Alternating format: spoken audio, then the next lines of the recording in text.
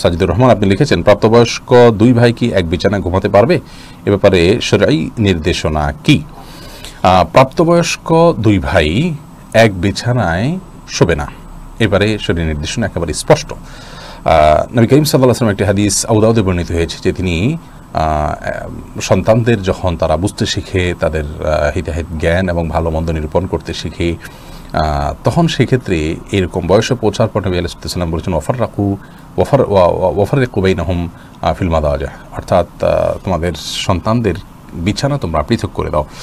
এবং মোল্লা আলী কারি রাহিমাহুল্লাহ বিশ্ববিখ্যাত মুহাদ্দিস, হানাফি মুহাদ্দিস, মিরকাতুল মাফাতিহে মিশকাতুল মাসাবিহের শরহ, সেখানে তিনি লিখেছেন যে ভাই বোন সবার মধ্যে বিছানা পৃথক করে দেওয়াটা আবশ্যক এবং এক বিছানায় তাদেরকে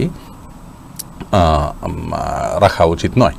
কিন্তু আমাদের দেশে দেখা যায় অনেক পরিবারে প্রত্যেক সন্তানকে আলাদা আলাদা বিছানা দেওয়ার সামর্থ্য রাখেন না, তাহলে সেক্ষেত্রে একই খাটে যদি তারা শোন, মাঝখানে কোনো পার্টিশন, কোলবালিশ ইত্যাদি দিয়ে দেন, তাহলে সেটিও পৃথক বিছানা হিসাবে ধরা হবে এবং সেক্ষেত্রেও ইনশাআল্লাহ বিইذনিল্লাহ তারা দায়মুক্ত থাকবেন। কিন্তু এই সমস্যাগুলো, অর্থাৎ একই বিছানা, বিশেষ করে একই কাপড়, একই কাঁথা, একই কম্বলের নিচে অনেক সময় 10-12 বছর বয়স, 14 বছর 15 বছর হওয়ার পরেও ভাইয়েরা থাকেন অনেক সময়, এটি উচিত নয়। আমরা অভাবী মানুষ হলে আপনার সে ব্যবস্থাও আছে। আমরা এর আগে একটা প্রশ্ন উত্তরে বলেছিলাম, সেখানে আমাদের অনেক ভাই বোন আপত্তি করেছেন। মূলত আমরা যে উত্তরগুলো দিয়ে থাকি এগুলো আমাদের কোনো উত্তর নয়, আমরা কোরআন হাদিস থেকে সরাসরি সব বিষয়ের উত্তর দিয়ে ফেলবো সেরকম আপনার উঁচু মাপের কোনো স্কলার বা কোনো গবেষক আমরা নই।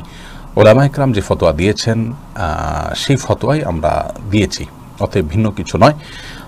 তবে বস্তিতে বা বিভিন্ন জায়গায় মানুষ একটা বা দুইটা কক্ষে পরিবারের সব সদস্য থাকতে হয়, সেক্ষেত্রে কী করবেন? আমরা তো বলেছি যে একাকী থাকবে না, ভাই বোন প্রাপ্তবয়স্ক হয়ে গেলে একাকী থাকবে না, শুধুমাত্র নির্জনে, সেখানে অন্যরা থাকবেন।